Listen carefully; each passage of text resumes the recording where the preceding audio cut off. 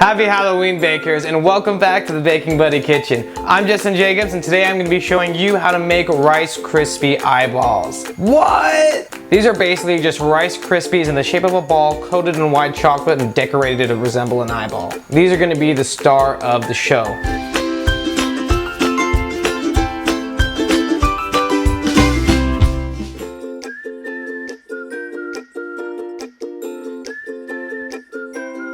Okay guys, so to make our eyeballs, we're gonna start by making our Rice Krispies. To do that, we're just gonna start by adding our melted marshmallow to our rice. Now to make this, all I did was melt some butter on low heat with a pinch of cinnamon, a pinch of salt, and a little bit of vanilla. Then I added my marshmallows and I cooked them on a low heat until they all melted down. Now I'm gonna go ahead and mix this in with our Rice Krispies. Just like that. There's really no way to go about doing it other than, you know, just mix it. Now what I normally do is I just take some softened butter and I rub it all around the bowl with my utensils, that way they don't stick. Because remember, we're working with melted marshmallows, it's gonna get sticky, but I didn't do that today because I wanted you guys to see the difference between how our melted marshmallow is gonna stick to our bowl and then how it's gonna stick to our baking buddy, and you're gonna be pretty wowed. Alrighty, and I think we're just about done.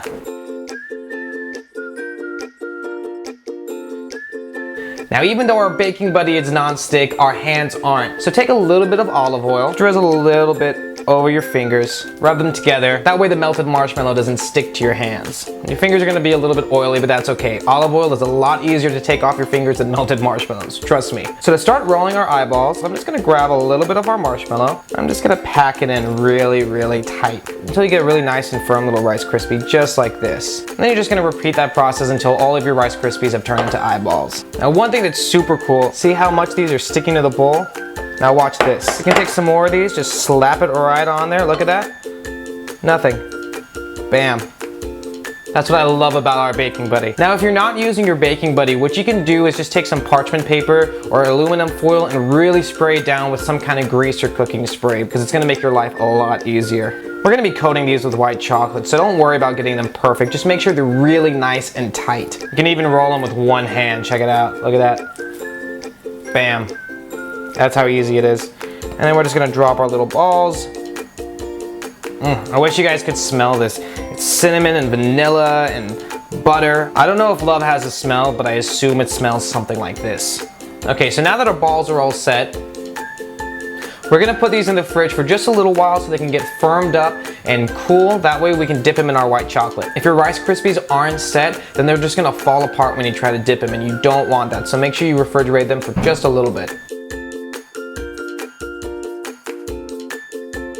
Alright, so now our Krispies are nice and firm, and over here I have some melted white chocolate, and the trick to this is melting it the right way, and that's a process called tempering chocolate. It's really easy, it doesn't take that much longer, and you can click right over here to watch a video where I show you exactly how to do that.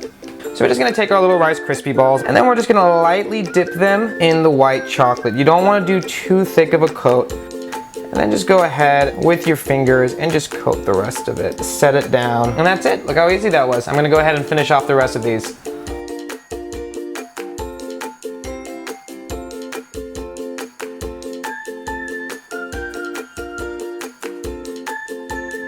Okay, so now our eyeballs are coated, and we're gonna take one chocolate chip, like this, and put it upside down on each eyeball to simulate that pupil. Make sure you do it before the white chocolate sets, because once it cools down, you're not gonna be able to get these on here.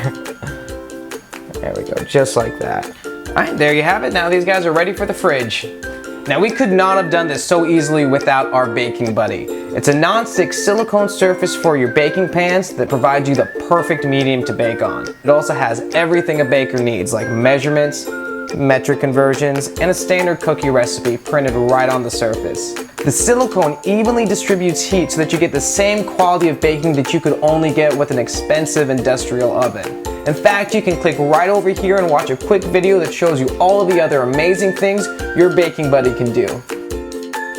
Okay, so our eyeballs are out of the fridge and they are looking awesome. And remember, this is why you want to use your baking buddy, because this is gonna just peel off like nothing. Look at that.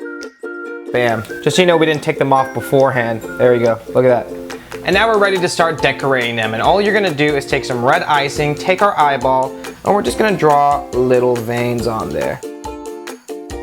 And also we want to draw an iris. You can use a different food coloring, but I think red eyes are really cool. So I'm just gonna go and I'm gonna line around the pupil. And that's it, we're just gonna set these back down. Now I'm using a can so that I can get clean lines, but if you want, you can just use a Ziploc bag, cut a little hole in it, and you can use that as a piping bag. All right, now I'm gonna go ahead and finish decorating these.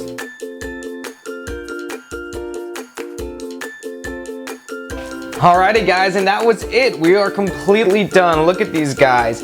Absolutely beautiful. And I mean, look at this. You really don't have to be a master cake decorator or some kind of artist to make these look nice. These are so much easier than they look. They take just a little while to make, and they're absolutely great to serve at any kind of party you're having. That's it for today. Thanks again for joining me in the Baking Buddy kitchen, and I'll see you next week.